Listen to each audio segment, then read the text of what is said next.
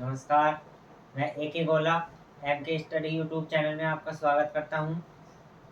हम पढ़ रहे थे चैप्टर संज्ञा, और संज्ञा में हमने संज्ञा के 4 भेदों को पढ़ लिया: जातिवाचक संज्ञा, व्यक्तिवाचक संज्ञा और भाववाचक संज्ञा, समूहवाचक संज्ञा। आज हम पढ़ेंगे द्रव्यवाचक संज्ञा को।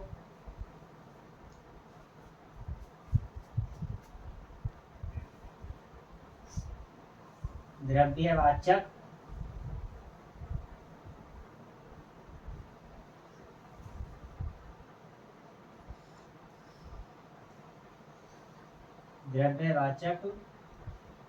संज्ञा।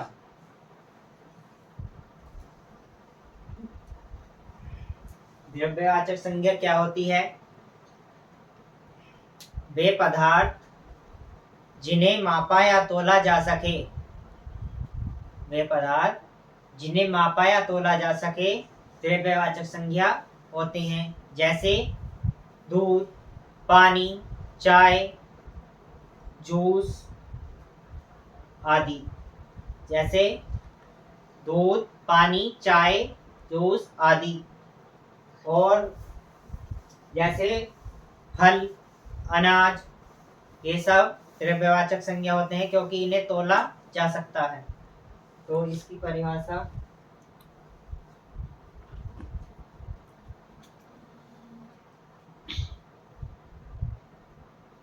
वे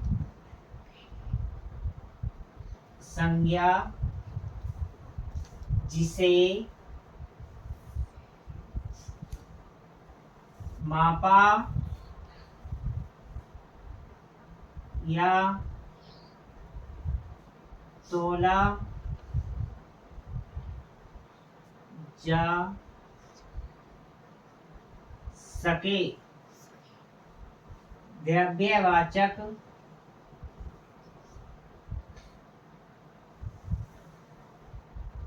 संज्ञा होती है।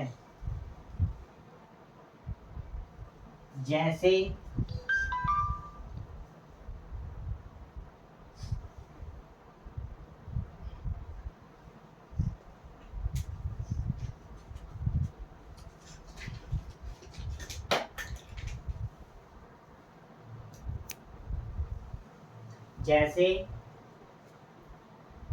दूध, पानी,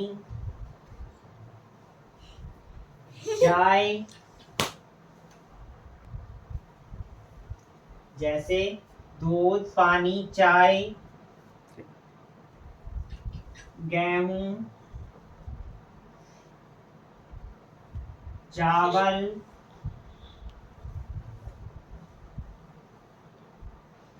अनाज, फल आदि। ये सब क्या है हमारी? दूध, पानी, चाय, गेहूं, चावल, अनाज, फल आदि।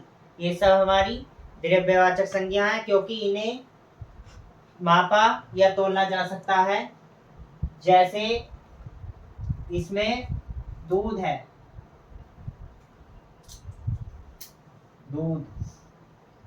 दूध हमारा जातिवाचक भी है, ये और द्रव्यवाचक भी।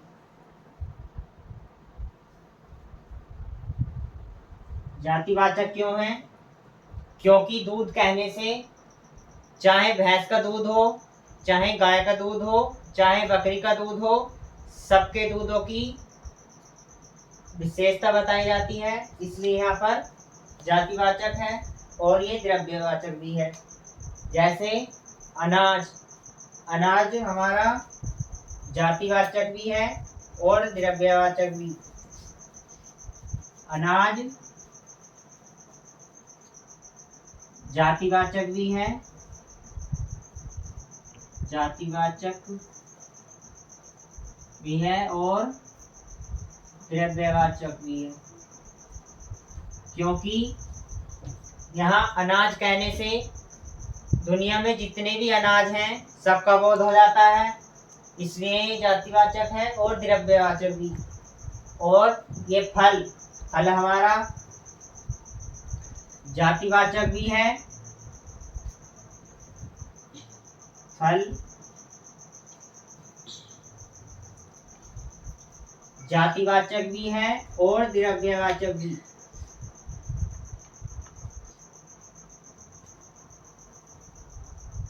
द्रव्यवाचक भी है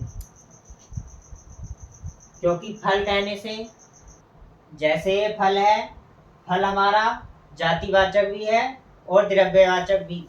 क्योंकि फल कहने से चाहे वो सेब हो, संतरा हो, केला हो, सबका बोध हो जाता है, इसलिए ये है जातिवाचक भी है और द्रव्यवाचक भी।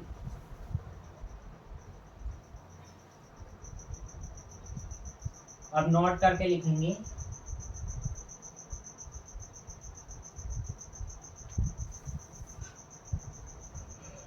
नोट,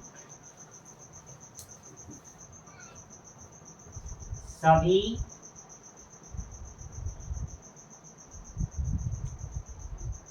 द्रव्यवाचक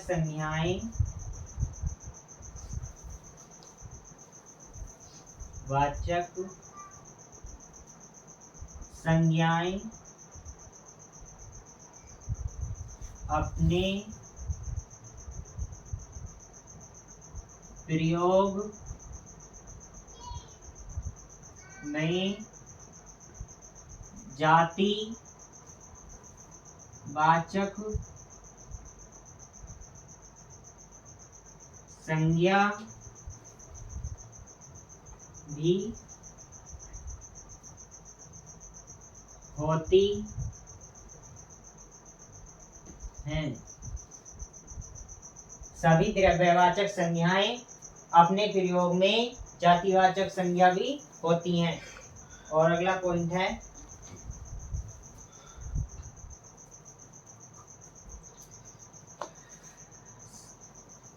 फल, दूध वे सभी अनाजों वे रत्न द्रव्यवाचक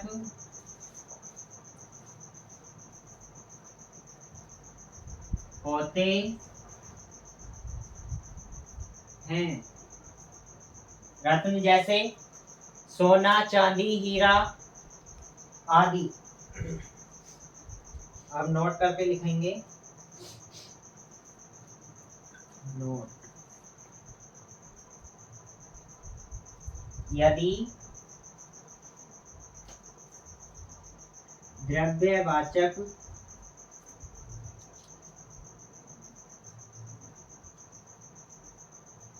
संज्ञा में जातिवाचक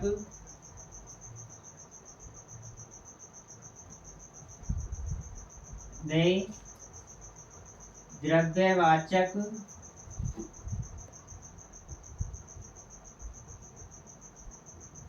दोनों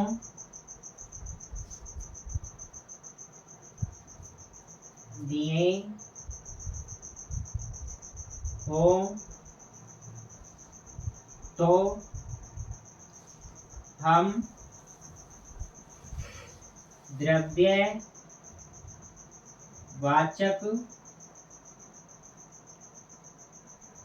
लगाएंगे।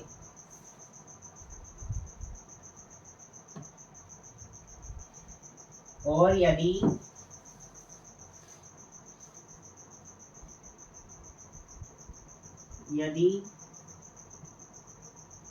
द्रव्यवाचक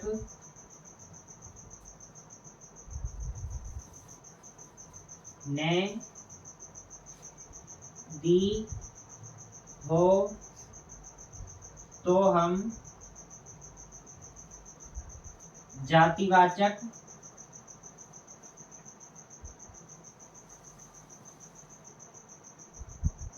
लगाएंगे।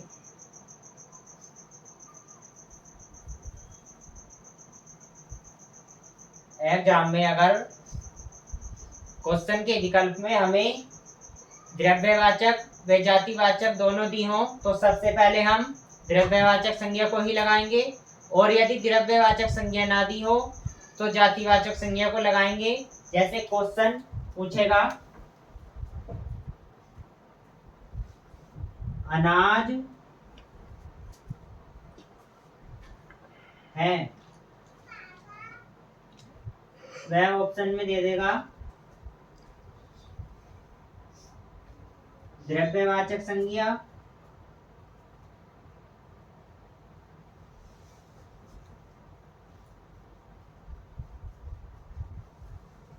और दूसरे ऑप्शन में दे देगा जातिवाचक संज्ञा। जातिवाचक संज्ञा। तो सबसे पहले हम द्रव्यवाचक संज्ञा लगाएंगे क्योंकि ऑप्शन में हमें द्रव्यवाचक संज्ञा दी हुई है। और दूसरे क्वेश्चन में पूछ लेगा अनाज है, और वह ऑप्शन में देगा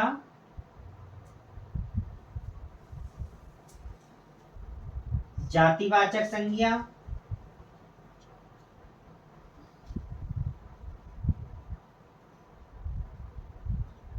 और समूहवाचक संज्ञा।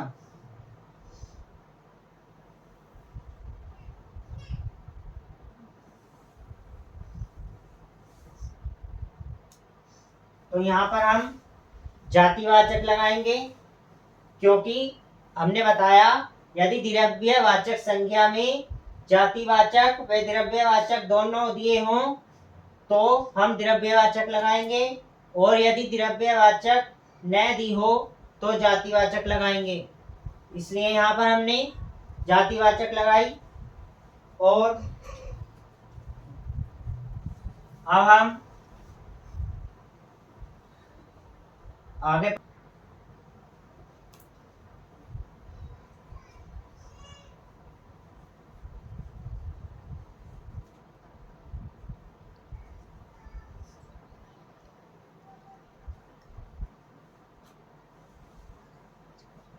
नोट कर लिखेंगे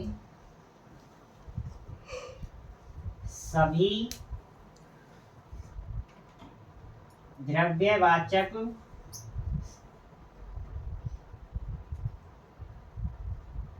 संज्ञाएं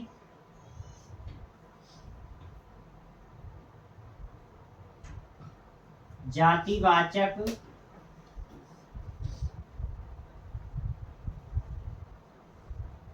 संज्ञा भी होती हैं। सभी द्रव्यवाचक संज्ञाएं जातिवाचक संज्ञा भी होती हैं। अब हम संज्ञा पद में परिवर्तन पढ़ेंगे। संज्ञा पद में परिवर्तन। संज्ञा पद में परिवर्तन जैसे जातिवाचक संज्ञा से व्यक्तिवाचक संज्ञा,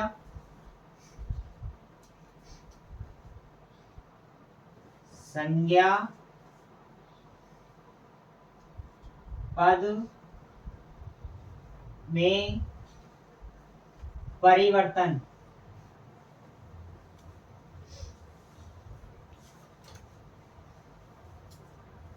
नंबर 1 है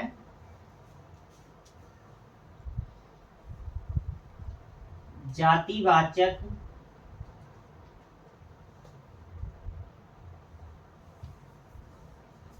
संज्ञा से व्यक्ति वाचक संज्ञा,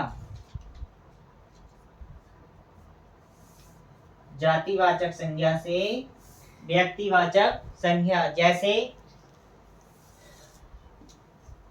जैसे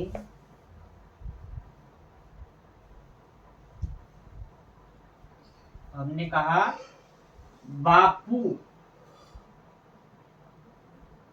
बापू का अर्थ है पिता। यहाँ पर पिता क्या है? जातिवाचक संज्ञा है।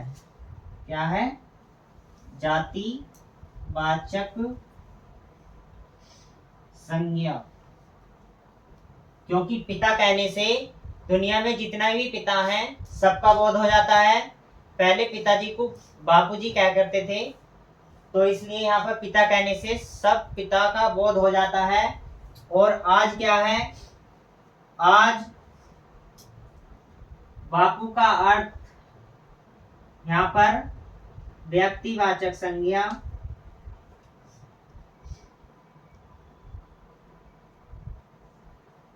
व्यक्तिवाचक संज्ञा हो गई है। जैसे आप कहेंगे कि बापू, व्यक्तिवाचक संज्ञा। जैसे हम किसी से कहें कि बापू, बापू, तो हर कोई कह देगा कि बापू को कोई नहीं कैसे नहीं जानता। जैसे बापू कहने से महात्मा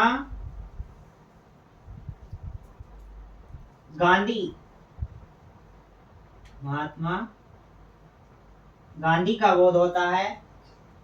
इसलिए यहाँ पर जातिवाचक संज्ञा आज व्यक्तिवाचक संज्ञा हो गई है। और जैसे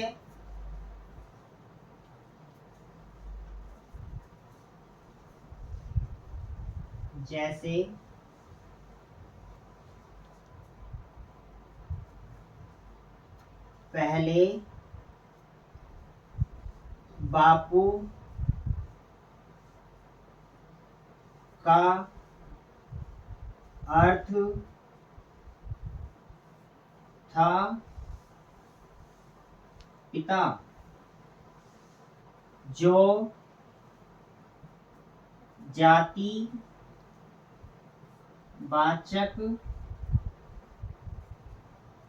संज्ञा थी, लेकिन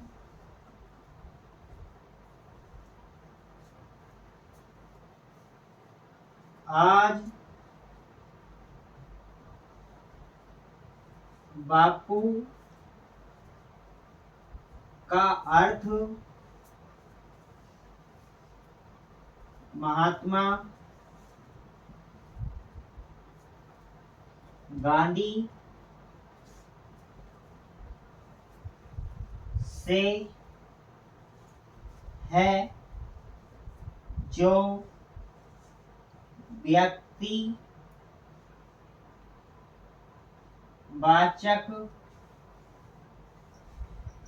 संज्ञा है। पहले बापू का अर्थ पिता से था, जो जातिवाचक संज्ञा थी, और आज बापू का अर्थ महात्मा गांधी से हो गया है, जो व्यक्तिवाचक संज्ञा बन गई है। और उदाहरण है जैसे सूरदास, उदाहरण है सूरदास।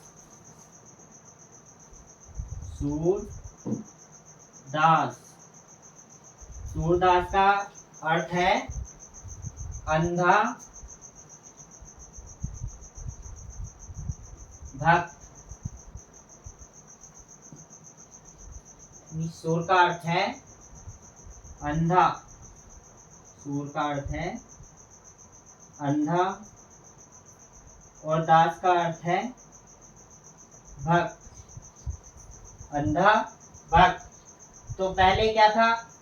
पहले सूरदास का अर्थ था कि दुनिया में जितने भी अंधे हैं वे सब भगवान के भक्त हैं, और आज सूरदास का अर्थ एक महाकवि से हो गया है, तो वह व्यक्तिवाचक संज्ञा हो गई है। जैसे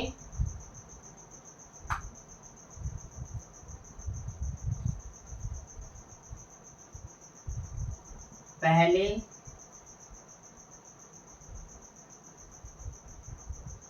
सूरदास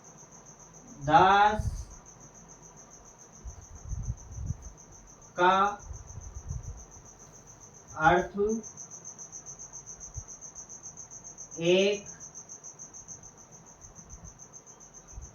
अंधे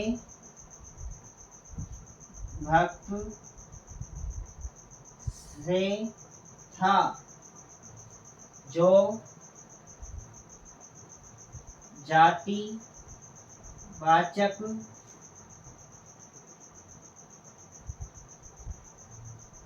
संज्ञा थी और आज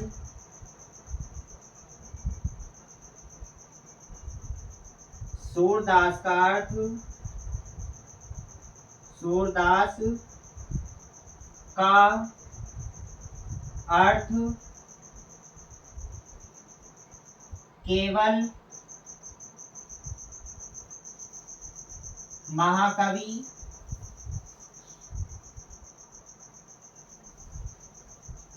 सूरदास से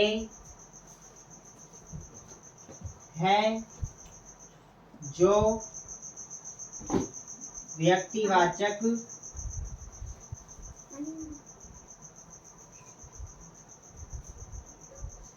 संज्ञा है। पहले सूरदास का अर्थ था दुनिया में जितने भी अंधे हैं वे सब भगवान के भक्त हैं, तो पहले सूरदास का अर्थ जातिवाचक संज्ञा से था, और आज सूरदास का अर्थ केवल महाकवि सूरदास से हो गया है, जो एक व्यक्तिवाचक संज्ञा है। अब हम व्यक्तिवाचक संज्ञा से जातिवाचक संज्ञा में परिवर्तन करेंगे।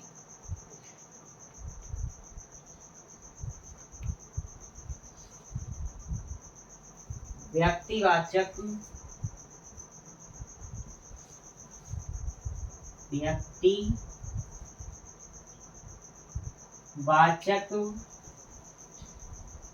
संज्ञा से जातिवाचक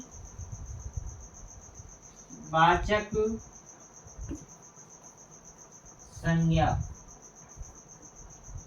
तो व्यक्तिवाचक संज्ञा से जातिवाचक संज्ञा क्या है? जैसे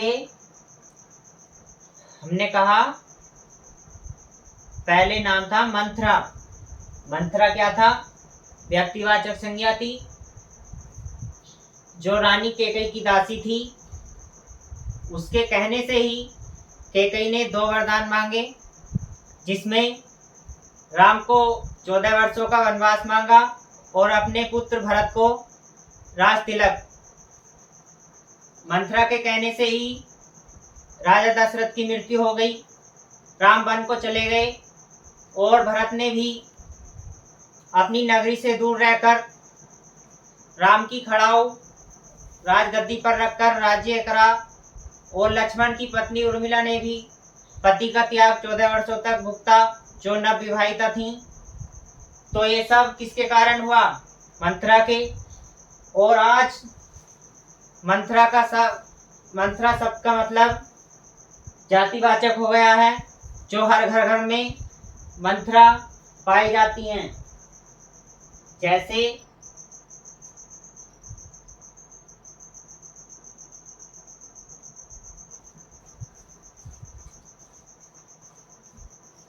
जैसे मंथरा, यहाँ पे मंथरा का अर्थ पहले मंत्रा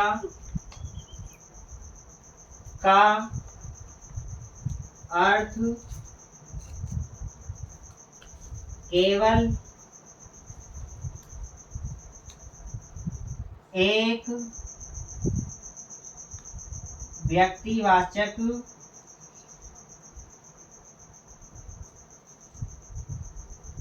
संज्ञा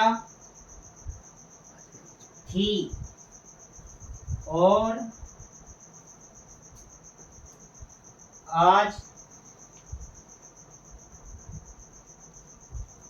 जातिवाचक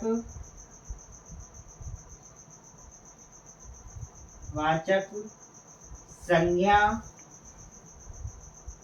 हो गई है। पहले केवल मंत्रा एक ही थी, इसलिए व्यक्तिवाचक संज्ञा थी। आज घर घर में मंत्रा हो गई है, इसलिए वह जातिवाचक संज्ञा बन गई है। जैसे जो स्त्रियां देखी होंगी आपने इधर की उधर लगाने वाली, वे सब मंत्रा कहलाती हैं। तो उदाहरण में जैसे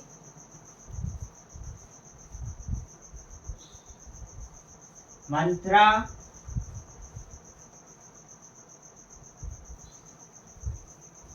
जयचंद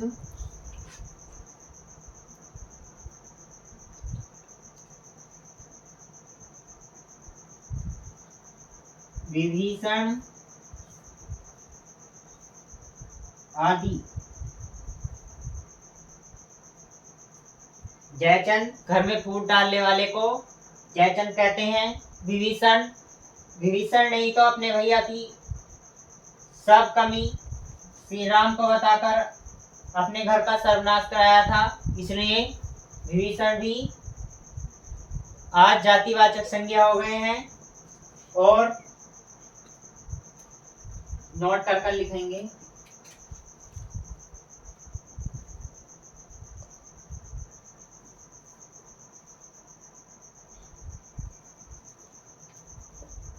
वह संज्ञा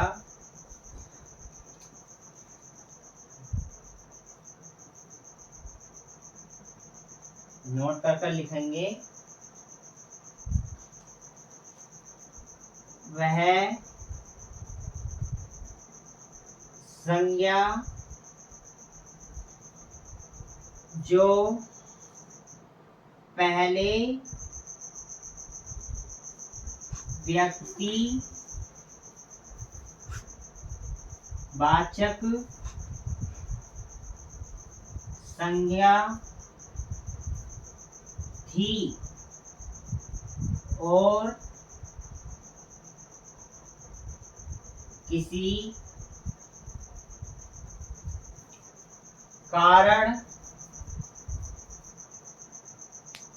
बस आज वह जातिवाचक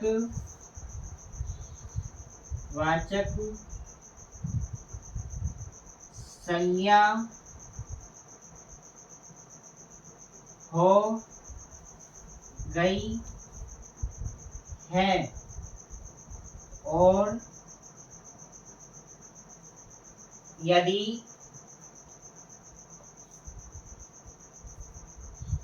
जो पहले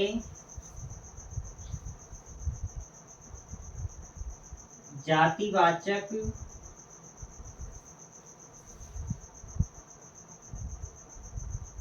संज्ञा थी आज वह किसी कारण से व्यक्तिवाचक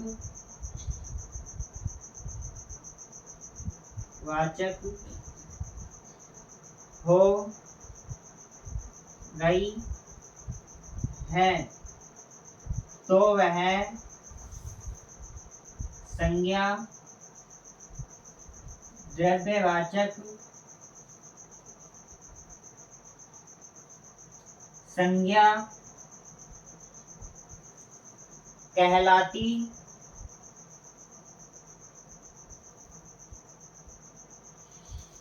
है। वह संज्ञा जो पहले व्यक्तिवाचक संज्ञा थी और किसी कारण से आज वह जातिवाचक संज्ञा हो गई है, और यदि जो पहले जातिवाचक संज्ञा थी आज वह किसी कारणवश व्यक्तिवाचक संज्ञा हो गई है, तो वे संज्ञा द्रव्यवाचक संज्ञा कहलाती हैं। एक उदाहरण और लिखते हैं हम इसका। उदाहरण जैसे हमने कहा नेताजी, नेताजी, तो नेताजी का अर्थ है नेतृत्व करने वाला। नेताजी का अर्थ है नेतृत्व करने वाला। जैसे प्रधान है, प्रधान, प्रधान गांव का नेतृत्व करता है। विधायक है, विधायक विधानसभा का नेतृत्व करता है। प्रधानमंत्री है, प्रधानमंत्री देश का नेतृत्व करता है। तो ये क्या थी? ये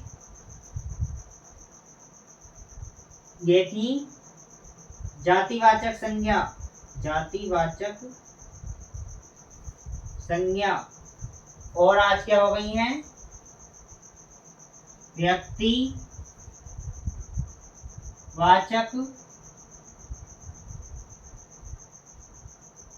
संज्ञा। तो ये हमने द्रव्यवाचक संज्ञा को पढ़ा। ये हमारी संज्ञा पूरी हुई। आज की क्लास हमारी कैसी लगी कमेंट करें और वीडियो को लाइक करें। हमारे एमके स्टडी यूट्यूब चैनल को सब्सक्राइब करें। धन्यवाद।